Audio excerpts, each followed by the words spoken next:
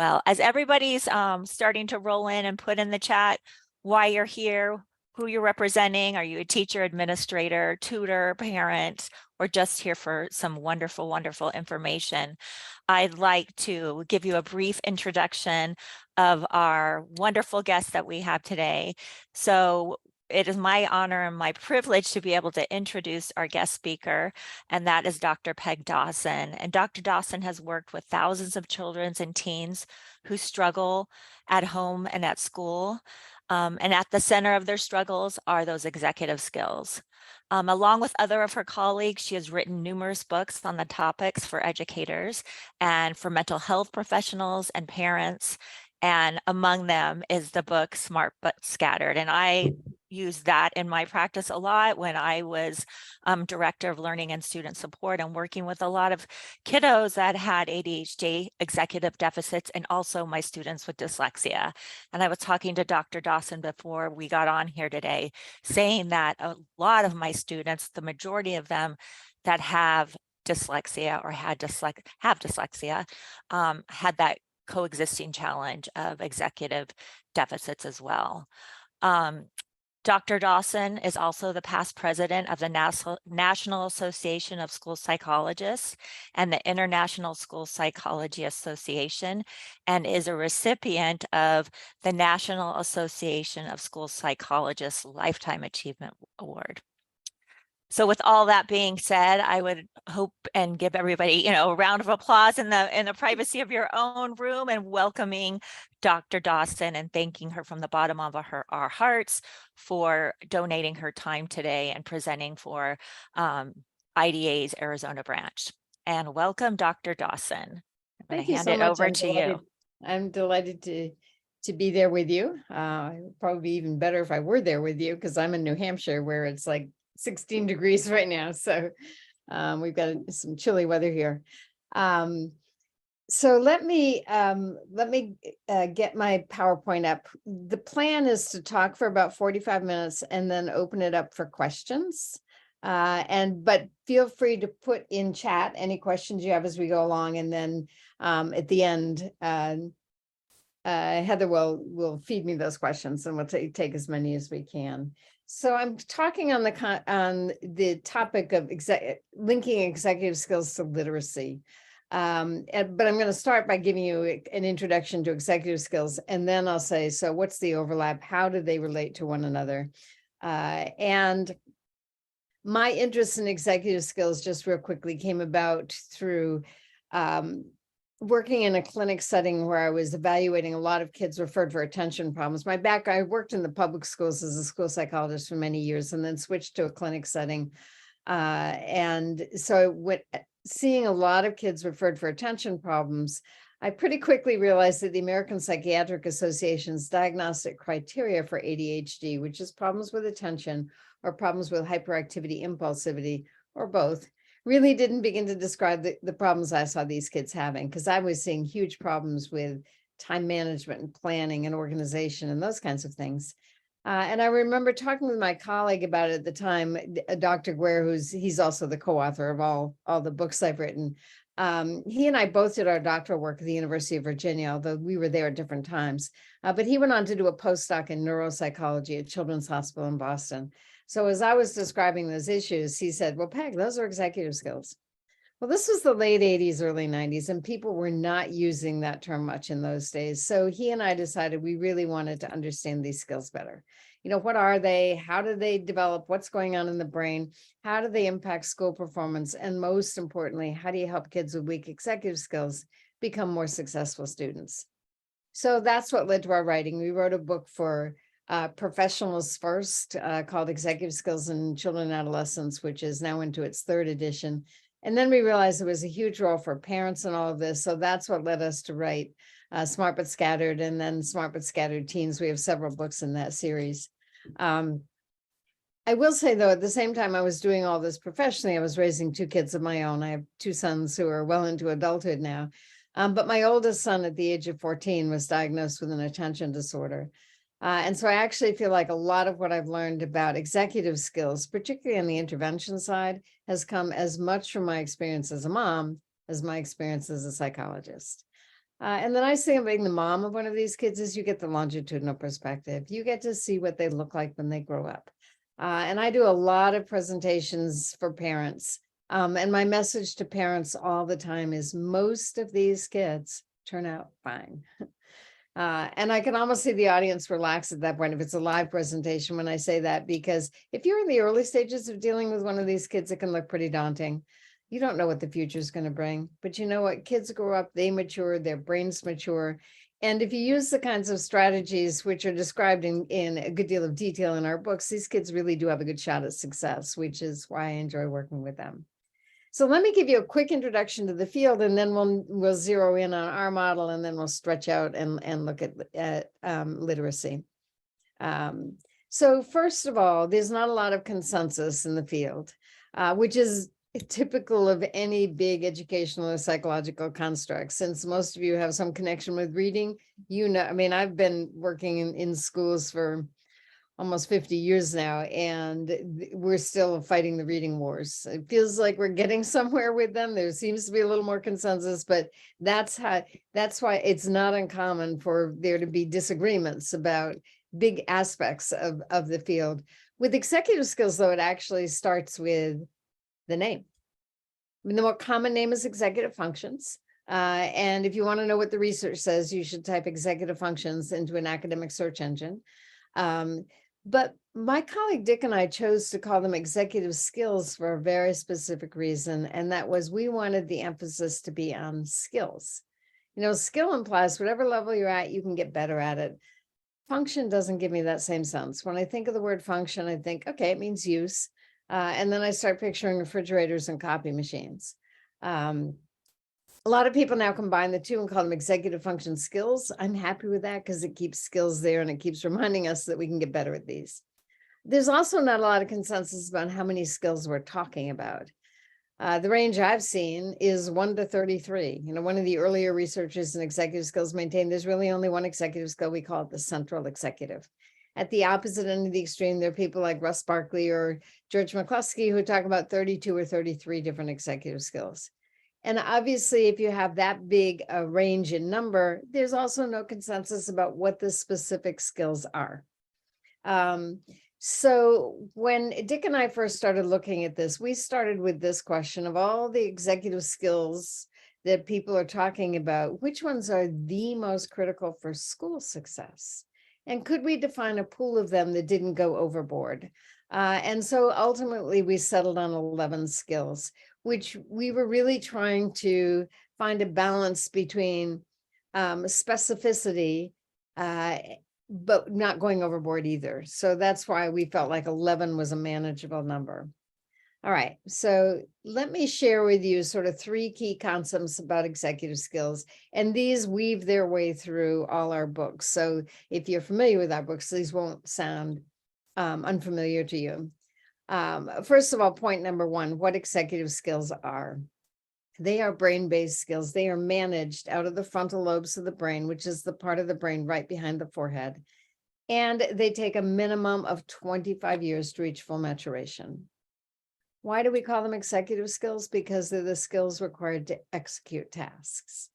And that makes some sense, but my favorite definition for executive skills was shared with me by a second grade teacher. I teach a class at the University of Southern Maine every summer. And she took one of my early classes and she was trying to figure out, how do I explain executive skills to second graders?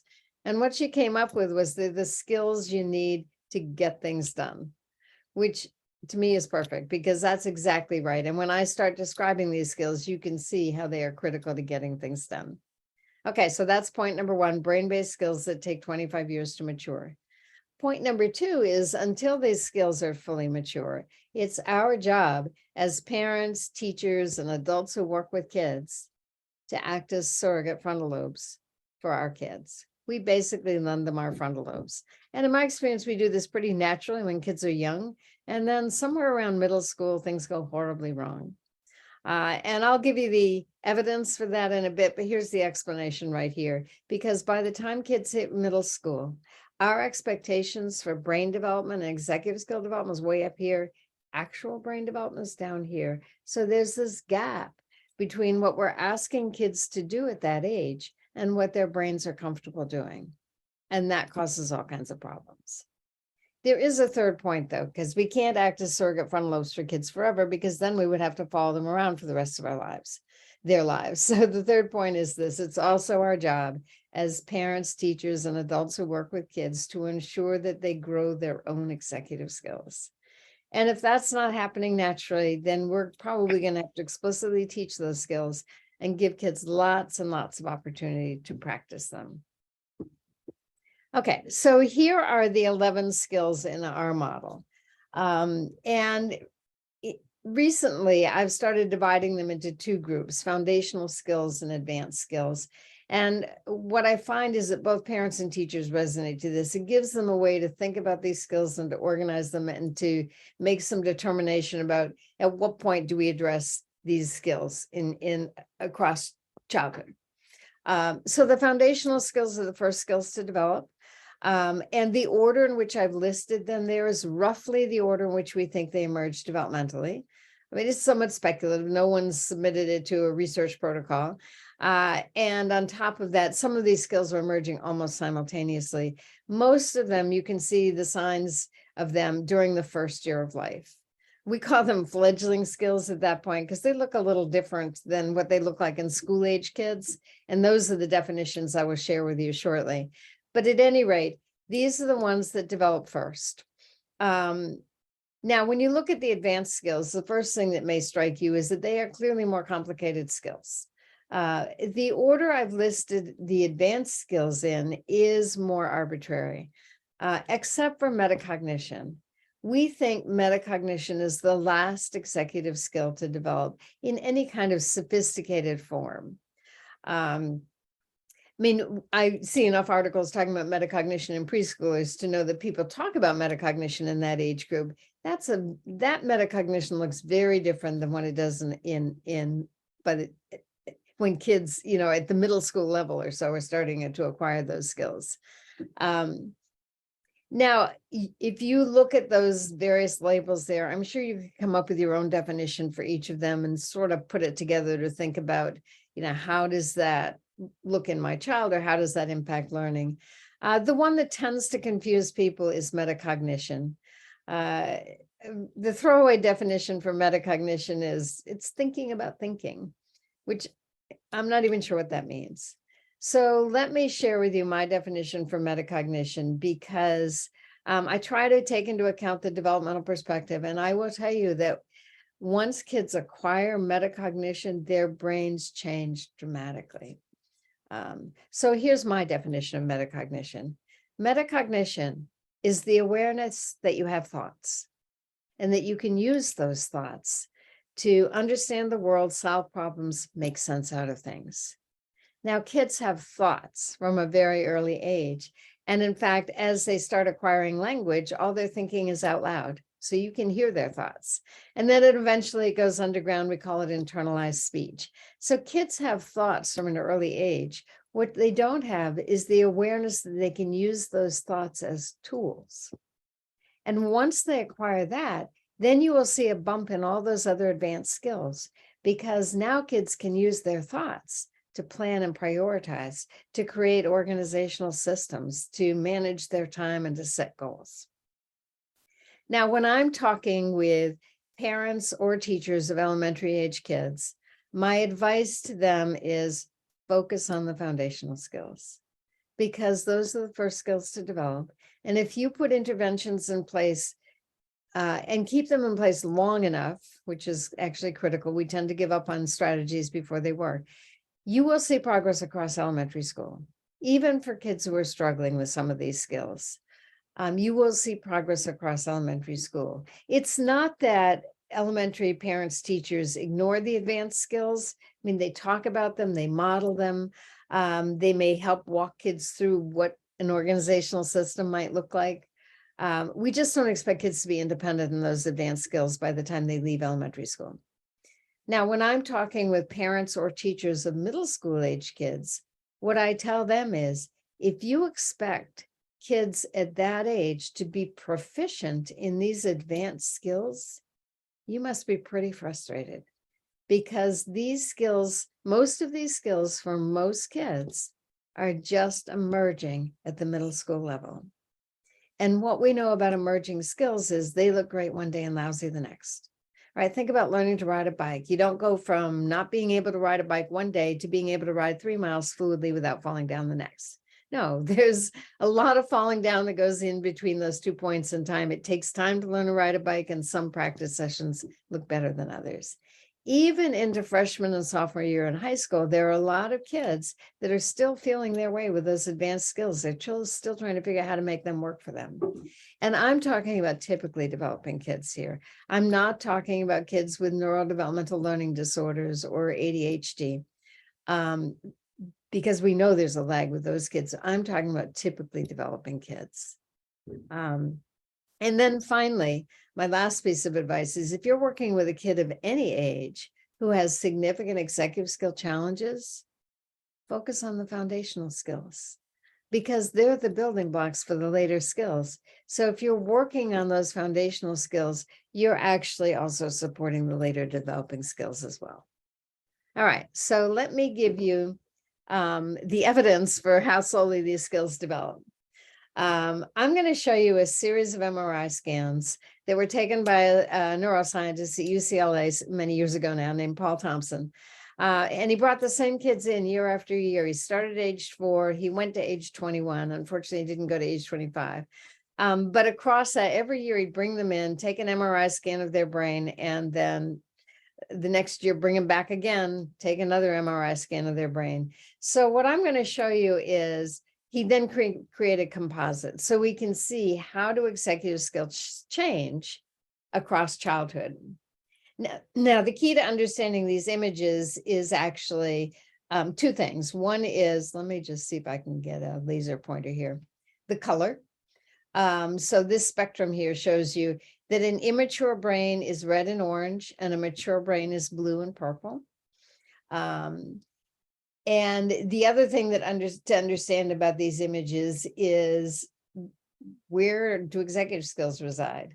And so executive skills are in the frontal lobes of the brain, so that we sometimes call that the prefrontal cortex. So if you look at this right-hand image, because this is a top-down image and it's easier to see the full, the whole brain based on this, you will see that the frontal lobes are at the top of the brain, and it is very apparent that at the age of 4,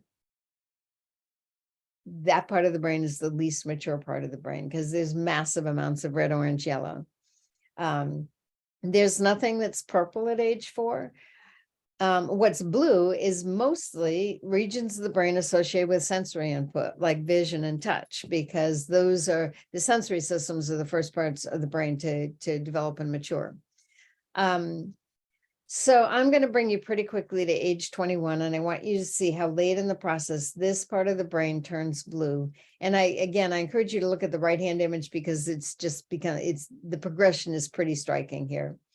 One other kind of fun fact, the brain matures from back to front. And so the bottom part of this image, that's the back of the brain. That's the most primitive part of the brain. The prefrontal cortex is the most advanced part of the brain. It's sort of what sets humans apart from other members of the animal kingdom. But what you'll see is that the blue will start at the bottom of this image and travel up. Okay, so just sort of keep that keep that in mind as well. Okay, so let me show you that progression. Okay, so there we are at age 21. And as I say, let me see, whoops, let me go back. Oh, let's do it again. I'm trying to change out of my, let me do this again. I'm trying to get my laser pointer to disappear and it won't. There we go. Okay, so there we are at age 21. There's a fair amount of purple on that brain, but not much in the frontal lobes, and there's still a good deal of green. In fact, the text that goes along with this says that the 21-year-old brain is mostly mature, but the areas of green show that even at the threshold of legal adulthood, there is still room for increases in emotional maturity and decision-making skills that will come in the next few years. Okay. So with that in mind, the one other thing I've just started doing some more thinking about is what has been the impact of the pandemic on executive skills? And so many people have been asking me these questions. I've been talking with people about it. I finally had a way of conceptualizing it, because the work I've done in schools have shown that teachers are pretty frustrated because not only is there learning loss, there's clear executive skill loss as a result of the pandemic. And I have a theory for why that is. So let me just share that with you. I think there are two negative consequences about the pandemic. First of all, that the way teachers teach in school, they build in a natural progression of gradually reducing supports or scaffolding for executive skills so that each grade level expects just a bit more from students. The pandemic disrupted that process. So I suggest you think of a ladder with missing rungs. So if you have a kid who was at home for third and fourth grade, they're having to make this huge leap to get to the next rung on the ladder. And teachers are having to pull those kids up, being aware that they missed 2 years of naturally diminishing supports for executive skills. So that's what we're up against, but it goes beyond that. And that is because of the disruptions caused by the pandemic, students had also had 2 years of practicing bad habits, whether it was procrastination, whether it was impulsivity, whether it was short fuses. I mean, we know when kids are at home that they're more likely to be impulsive and they're more likely to just let their emotions emerge. And so they've had 2 years of not having to rein in some of those executive skills and 2 years of not developing good task initiation, for instance. And so that's what we're up against as well. It's hard to tear down those neural circuits once they're in place. Okay, so I'm going to go through the 11 executive skills, and I'm mostly just going to give you definitions so we all understand what they are. And then I'm going to link it to literacy, and then we'll open it up for questions. Okay, so response inhibition is the first executive skill to develop. There are a lot of different names for this: self-control, impulse control. Sometimes we call it the ability to delay gratification. It's the ability to stop and think before you say or do something. Some experts on executive skills maintain that this is the most critical skill.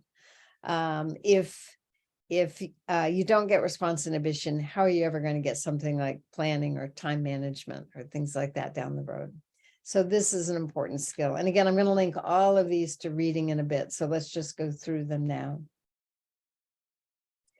Working memory is the next executive skill. It's the ability to hold information in mind while performing complex tasks. It incorporates the ability to draw on past experience, apply to the situation at hand, and then make a decision about how you're going to act going forward. It's really nicely labeled. I mean, there are all different kinds of memory, some of which when you read them, you think, what is procedural memory anyway? Working memory is pretty straightforward. It's being able to remember stuff and work with it at the same time. So if I want to stress this out in a testing situation, the easiest way to do that is to give kids a multi-step math problem and ask them to solve it in their head. So you give it to them orally, ask them to solve it in their head. And they struggle. So if they do the first step in the problem and giving that as their answer, I'm immediately thinking, what's going on with working memory? Have they forgotten what the question is asking? Have they forgotten what step they're on? Math problems also require kids to hold on to numbers in the problem and probably to pull from long-term memory into working memory, whatever math procedures they need to use, such as addition or subtraction. The work I've done in schools for kids with dyslexia or complex learning disabilities, what those teachers tell me, and it's borne out by the research as well, this is the weakest skill for kids with dyslexia. And it's not necessarily a skill that's going to ever come up to average, if we could figure out some way of defining what average working memory is. So these are kids who are going to need cues, prompts, and reminders for far longer, than we think we should have to give them. All right, let's go on to the next executive skill, which is emotional control. So this is the ability to manage emotions in order to basically get things done. And we don't always automatically connect emotions to learning, but there's the link is really important. And it's important to think about both positively and negatively. If you are flooded with negative emotions, you're going to have a hard time paying attention to the lesson. You're going to have a hard time understanding the lesson, and you're going to have a hard time retrieving it or remembering it down the road. On the other hand, when parents or teachers find fun ways to teach skills or concepts, so they're engaging kids in a positive way, they're accessing their positive emotions, and that makes it so much easier to pay attention, to understand, and to retain the information that you're asking kids to learn. So this is a pretty huge skill associated with learning. All right, let's go into flexibility. So I mentioned that I got interested in executive skills by working with kids with ADHD, and kids with ADHD have all kinds of executive skill challenges. Flexibility is not necessarily a challenge for them. For many kids with ADHD, it's a strength, right? Because they are go with the flow kinds of kids. But I'm sure you can think of kids who struggle with flexibility. When I ask an audience full of teachers what comes to mind when they think about kids who are inflexible, they immediately talk about kids on the autism spectrum, which makes sense because that rigid thinking is almost a critical feature of autism spectrum disorder. But I think of flexibility as an executive skill, which sometimes lies beneath the radar. So we see the behavior we don't necessarily associate with inflexibility. So for instance, if you have trouble dealing with unexpected changes in plans, what happens when they occur? Your anxiety level rises. So we see the anxiety, we don't realize that it started with inflexibility. Or I think about kids with oppositional defiant disorder. And when I think about those kids, I'm thinking about power struggles and control issues, and they're refusing to do what we've asked. But if you step back and say, what was the trigger? Very often the trigger was because someone was asking that kid to be more flexible than they were capable of being. And all they had was their behavior as a way of saying, I can't do that. All right, the next executive skill is sustained attention. And obviously this is a critical feature of an attention disorder. There's a key phrase in my definition though. The definition is the capacity to maintain attention to a situation or task. And the key phrase is in spite of distractibility, fatigue, or boredom. And I've appreciated that phrase over the years because I don't know how many kids their parents have been nudged into my office by a teacher or a pediatrician because someone thinks their kid has attention problems. And they'll say to me, my kid can't have ADD. He can play video games for hours. Well, video games don't involve distractibility, fatigue, or boredom. So what I tell parents is it's not that kids with ADD can't pay attention. It's that they have trouble making themselves pay attention. That's not going to show up with video games. Where a parent's going to see it, 3 places: homework, chores, boring daily routines. And let me just make one other comment, because over the years, my original background was learning disabilities. I did my dissertation in that area. So reading is something I've always been interested in. And a lot of my evaluations over the years have been kids with reading problems. And some of the kids that I see, they come in with the diagnostic question is this dyslexia, or is it an attention disorder, or is it both? And what I found was around 3rd and 4th grade, that question becomes trickier to answer, because by then, if a child has dyslexia and they are really struggling to read, and maybe the pace of the instruction in the classroom is going too fast for them because they can't read that fast, they're going to start being distracted because they can't read, or their stamina is not such that they can keep up the amount of energy and effort that's required to get them through a school day. So they're going to look like they have attention problems. So that's kind of what makes it tricky. If people have questions about that during the Q&A, we can talk about that further. And then finally, in terms of the foundational skills, there's one more, and that is task initiation, which is basically the opposite of procrastination. It's the ability to begin tasks promptly. And I am absolutely convinced that this is the last and hardest skill to reach full maturation. I'm talking about these skills in the order in which we think they emerge developmentally. That says nothing about the endpoint.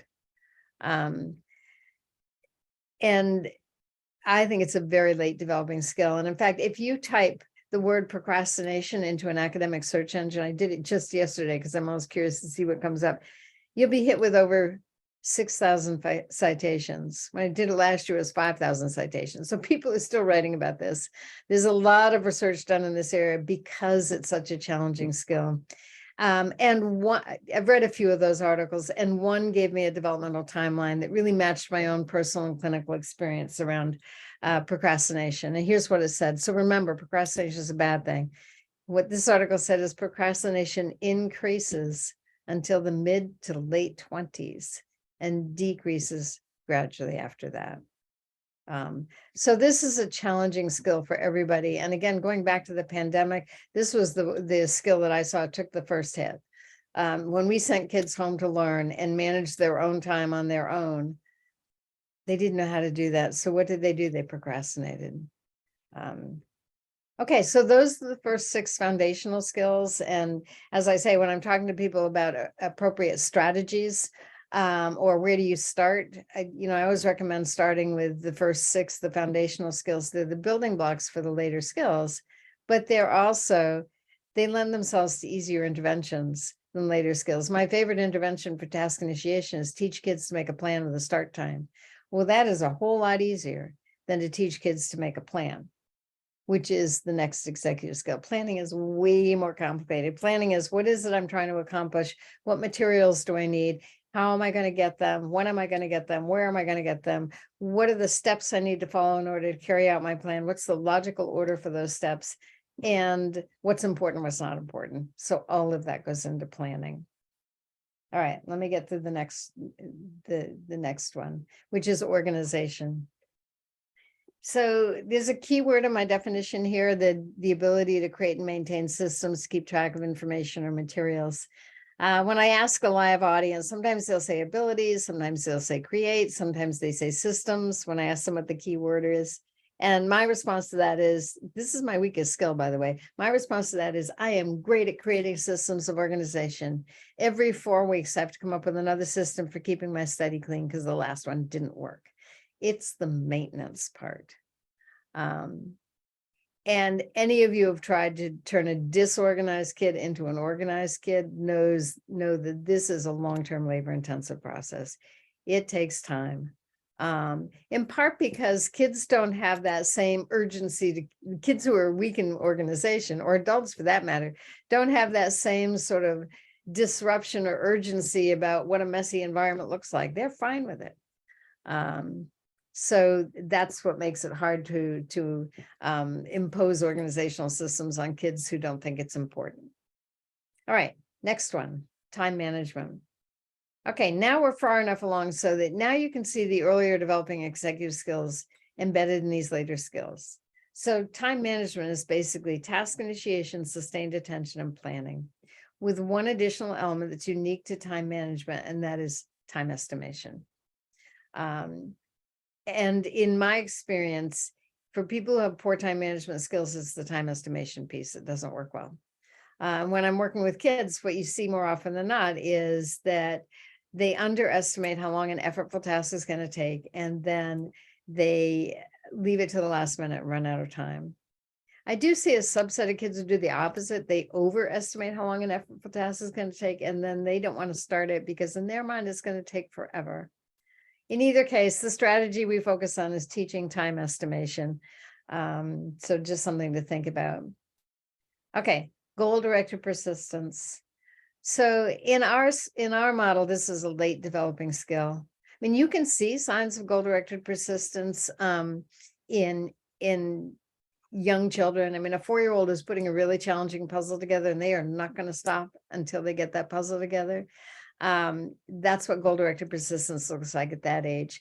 When we think about it in our sort of progression, we're talking about longer term goals. We're talking about marking period goals or goals for summer vacation or what you want to do when you finish high school. And with that in mind, again, you see the earlier developing skills, embedded in these later skills, because you can't just set a goal and forget about it. You have to remember it. So there's working memory. You have to have a plan for achieving your goal. There's planning. You have to start and finish the plan. So there's task initiation and sustained attention. You have to resist the temptation to do all those other fun things you'd rather be doing than working on your goal. So there's response inhibition. And if that's irritating or annoying to you, then you also have to manage your emotions. So just about every skill I've talked about so far gets factored into goal-directed persistence. And then finally, metacognition. I gave you one definition before. I think about metacognition is the ability to see the big picture. It's to put the pieces of the puzzle together, to connect the dots. It's hard to talk about metacognition without using a metaphor, which is apt because meta is the same in both. If I were going to use more psychological terms, I'd talk about self-awareness, self-monitoring, self-evaluation, those kinds of things. It's this little voice in your head that's monitoring what you're engaged in. So it's saying, oh, did I leave enough time to get all my homework done? Do I need to speed up in order to meet the deadline or to finish by the time the test is done? Or you get a test back and you say, oh, that wasn't the grade I wanted. I wonder what I can do differently the next time to bring the grade up. All of that is metacognition. It's also the executive skill that underlies abstract thinking, because abstract thinking is basically the ability to make connections. Late developing skill, begins with most kids to develop maybe around 10 or 11, but it's a very slow developing skill as well. Okay, so now let me connect this all to reading. And I'm going to connect it in two ways. I'm going to go back to those foundational skills and those advanced skills, and I'm going to talk about the skills involved in learning to read and the skills involved in reading to learn, basically, because and this is a somewhat oversimplification, I have to admit it. And those of you who know more about the science of reading than I do may quibble with me on this. But I think it still helps to think about this, that in the early stages of learning to read, we're mostly relying on those foundational skills. When we're reading for comprehension, it's not just the foundational skills that you need, it's those advanced skills as well. So let's just take a look at them. So at the reading acquisition stage, here's what good readers do. In terms of response inhibition, they're able to sit still, they're able to resist distractions, they don't jump to conclusions when they encounter an unfamiliar word. They take their time to figure out what the word is. In terms of reading comprehension, you still need response inhibition, because good readers need to choose the correct meaning of a word when there are multiple different options. They need to be able to follow a plot by focusing on the relevant information. Okay, let's look at working memory, which is, as I said earlier, it is stressed both at the acquisition level and at reading comprehension. So in learning to read, when sounding out words, a good reader can recall the correct sequence of sounds. They can hold new words in mind when they see them again in the text. They require fewer repetitions to commit sight words to memory. They can learn phonics rules. So, and it's much easier for them than kids who struggle with learning to read. In terms of reading comprehension, working memory is just as important. And this is a quote from Kelly Cartwright, who's written a really good book connecting executive skills to comprehension.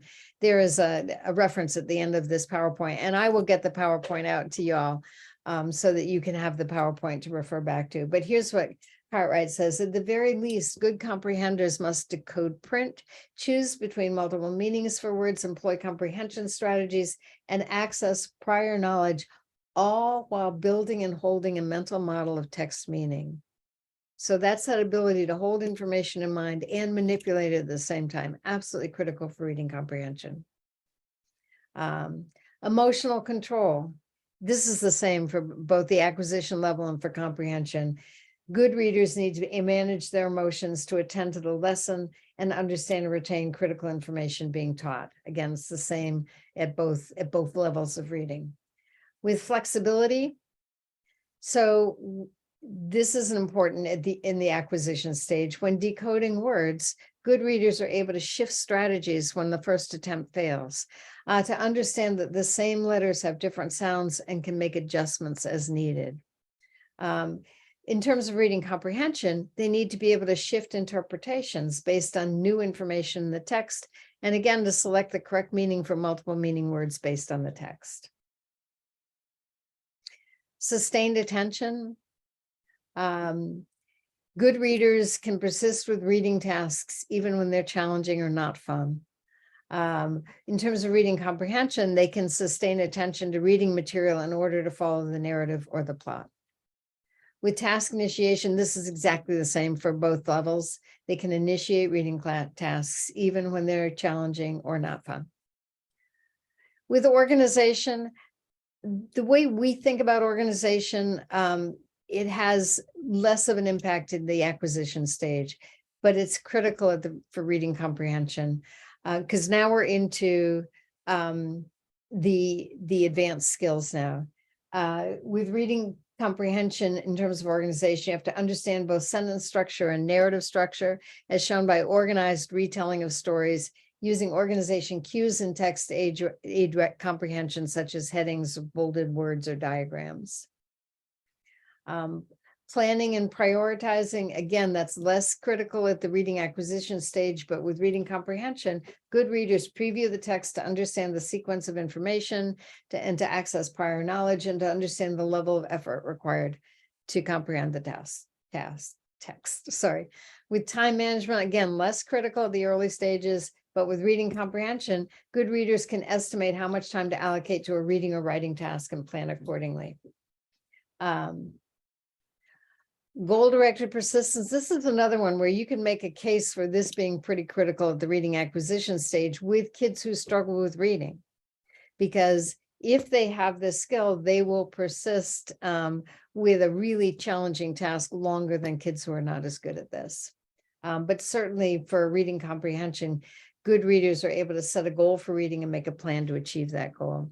And then finally, metacognition.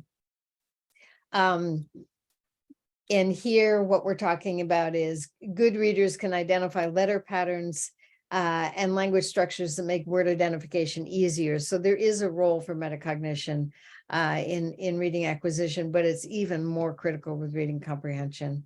They're able to connect text to prior knowledge, gauge their understanding of the text, ask relevant questions, make predictions, can identify motives, feelings, internal states to explain their actions. They can make abstract inferences to understand, a text at a deeper level. So those are all that's basically the model that I use to think about the connection between literacy and reading comprehension. And I'm certainly happy to open it up for questions, but since there aren't questions posted at this point, I want to give everybody a chance to apply what they've just learned to a brief recording of a conversation with a child, a fifth grader with dyslexia. So this is, and I think we'll have time to do this. And I'm happy to stay on longer if we need to get other questions answered. But this is a segment from This American Life. And actually, let me just make sure I can get the segment first. And then I'll go back to the slide. Oh, I can't. Okay, wait, is this it? Hold on. No, I can get it from the slide. It's a conversation. If you're familiar with This American Life, they do these really touching stories. This one is a conversation between Ira Glass and an 11-year-old with dyslexia. I'm just going to play this short segment. It takes about 5 minutes. As I say, I'm willing to hang on longer. But what I want you to do is you listen to this segment is think about what are this kid's executive skill strengths and what are his executive skill challenges. I think I can leave this list up there so that you can refer to those, because I can find examples of both in this brief conversation. Okay. A quick warning, there are curse words that are unbeeped in today's episode of the show. If you prefer a beeped version, you can find that at our website. You won't hear any curse words in this segment. Cassidy's 10, fifth grade. At the end of the school year, he's one of the talented extroverts, singing in front of everybody, parents and kids, with his band.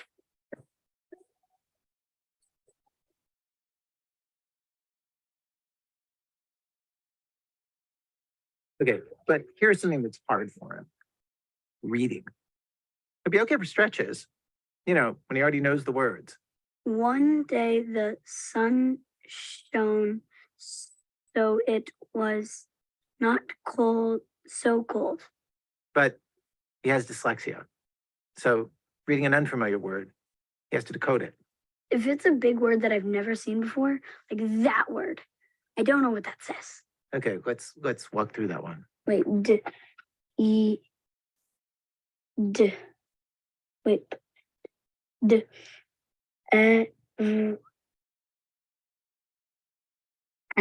Here, talk me through what you're doing. So you're getting the I had to, if you didn't like in the recording, you might hear me say bed. thinking of the word bed I did is a way that to just keep to make B's sure and that D's straight. everything- This is actually one of the toughest things for Cassidy to learn. B's and D's when they're not capitalized. B's and D's, they look the exact same, but just flipped. If you take a B, it can also be a D. And it's just super annoying for a long while. So it's easy to get them confused. Yeah.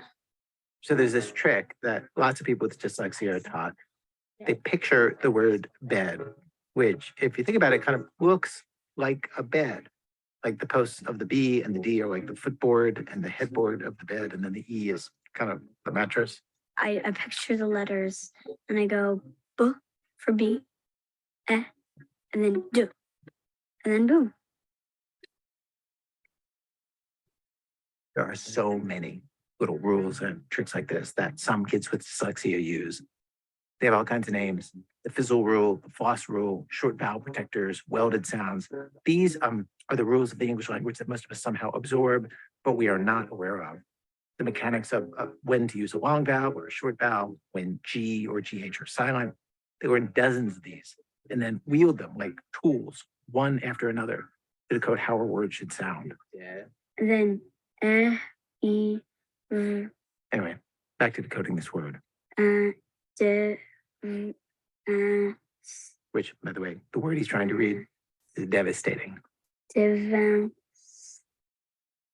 What is VAST? How would that sound? Wait, oh, vast. Divas. Mm-hmm. Then AP. And then at in. Vast. I think I'm doing something wrong. He tries breaking the word down syllable by syllable, like his teacher taught him. Explains one part of the word as a CVC, consonant, vowel, consonant. Ink. He looks for parts of the word that he recognizes. I know ink from class and devasting. You're leaving out the middle one though. Devastating. Devast. I really don't know. You're very close. You want me to give you a hint? Sure. Okay, this one is a long A, so it's ating.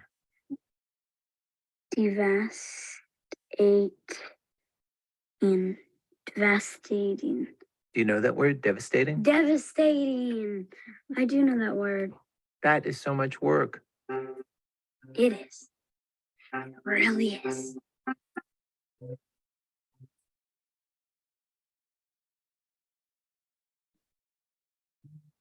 Okay.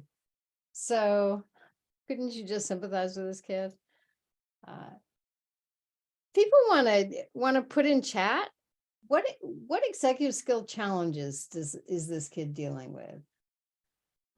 Just you've got the list in front of you. So which executive skills do you think this kid is struggling with?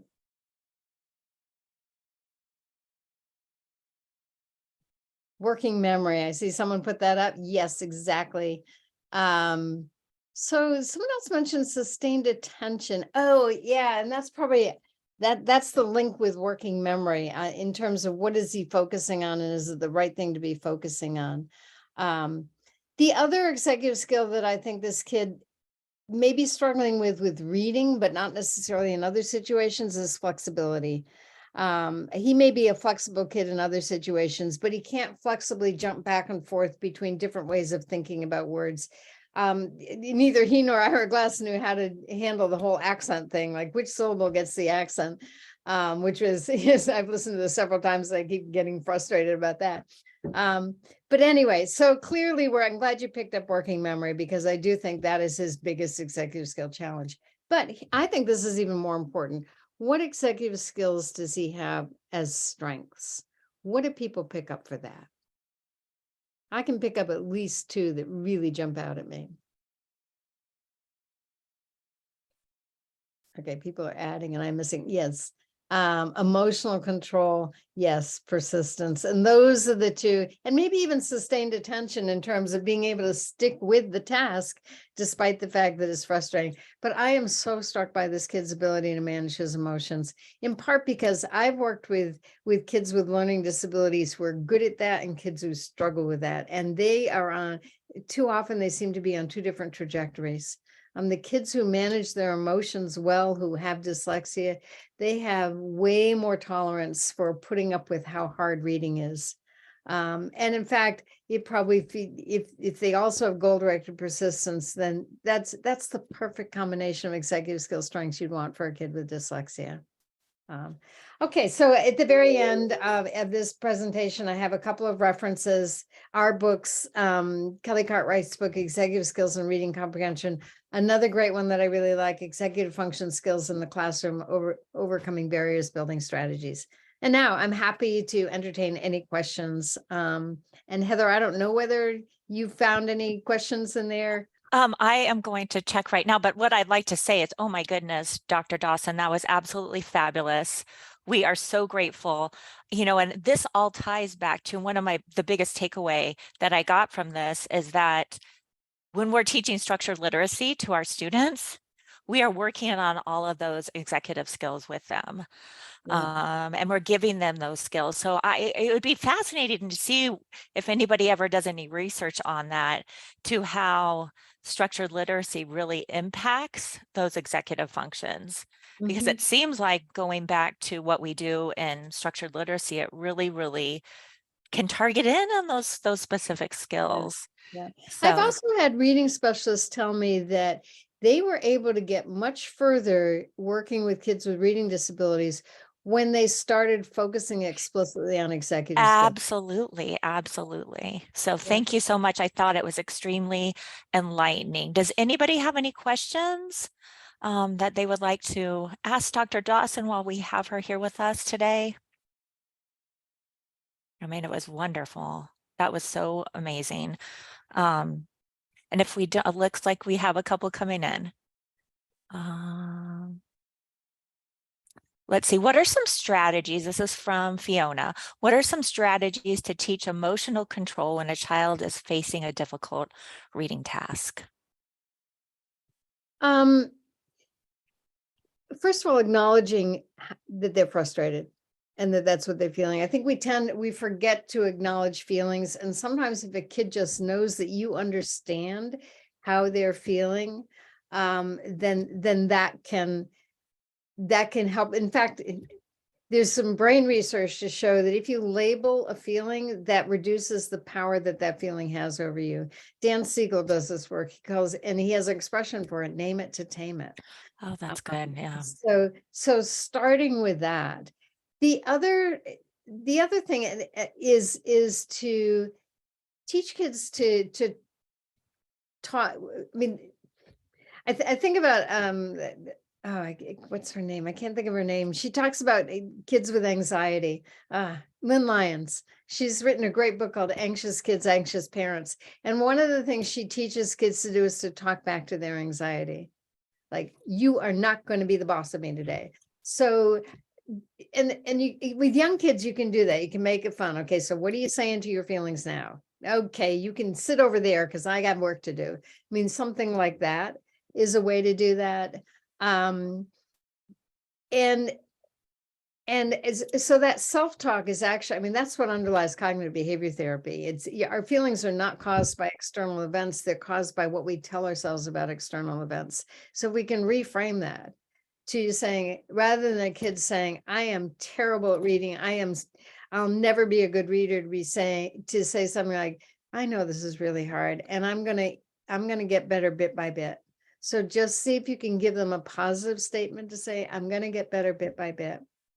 And I'm going to get better by practicing. So those are just a couple of thoughts right there. Great. There was another question, and it was about, I'm going back, so many great comments, wonderful comments are coming in. Somebody was asking about changing the neuro, and she wanted, you mentioned that a neuro, and then she says it's hard to change. Can you Oh, explain more? Yeah.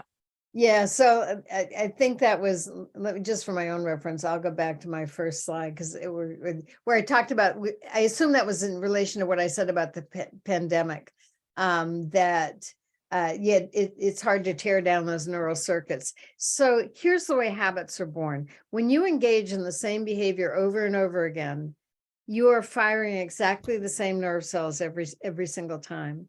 And one of the ways those neural pathways get strengthened is each time a nerve cell fires, there's a fatty sheath called myelin that wraps itself around the nerve cell, and it acts like insulation on an electric cord, right? So the more you practice something, this is what underlies automaticity. So this is really good to understand just from a reading perspective, that the more you practice something, the thicker the myelin gets. And it acts like insulation on an electric cord. So the thicker the myelin, the faster the impulse travels. The faster the impulse travels, the better the skill. But here's the unfortunate thing. Myelin doesn't make any distinction between good habits and bad habits. And so when you've had 2 years of practice of those neural circuits, that myelin is building up, it's an automatic, when this happens, I will respond this way. That's hard to undo. And so that's what I meant by that. I mean, you just start practicing new habits or practicing a different way of responding. And so you can, and it eventually, if you stop doing that, it gets pruned away, which is another brain process that affects which habits get strengthened and which habits get weakened. So it's worth practicing competing habits, basically. Great, thank you. Anybody else have any other questions? We do have, if you would like CEUs, we are going to send out an email on Sunday, or on Monday, not Sunday, with the webinar reflection form. And there is a payment link if you are not an AZIDA member, okay? And that's due by Friday, March 4th. And Mary, correct me if I was wrong. So it's though, if you're not a member of IDA, then there is a $5 charge for that, for those CEUs. And also save the date, because we have a community chat on April 6th. Make sure you follow us on social media, because we're continuously adding amazing speakers like we had today. We're adding those to our calendars. So Thursday, April 6th, we have a community chat with decodable author Seldom. And then on Saturday, September 30th, we have our second annual Dyslexia Dash, which was a huge success last year. And we're hoping to get more community members involved to raise awareness for dyslexia. And then our big gala that we usually have, that we haven't had since the pandemic, we're having one this year, and we're calling it Laughs for Literacy. So it's going to be held at Culinary Dropout in Tempe, Arizona. That's October 19th of this year. So get all those dates on your calendars. We're also looking for sponsorship. And again, Dr. Dawson, thank you from the bottom of all of our hearts here at IDA Arizona for being a part of this and donating your time and sharing such valuable information with our community. We are forever grateful, and we'll continue to look for your work and your research to apply to support all of our students across the valley and the state. Thank you so much. I enjoyed being there, and I will, as soon as I get off this call, I will send you the PowerPoint so that when you're sending out an email to people, you may want to make that available to them. That will be great. Thank you so much, everybody. Enjoy the rest of your Saturday, and thank you for joining us today. Yep. Bye-bye. Bye-bye.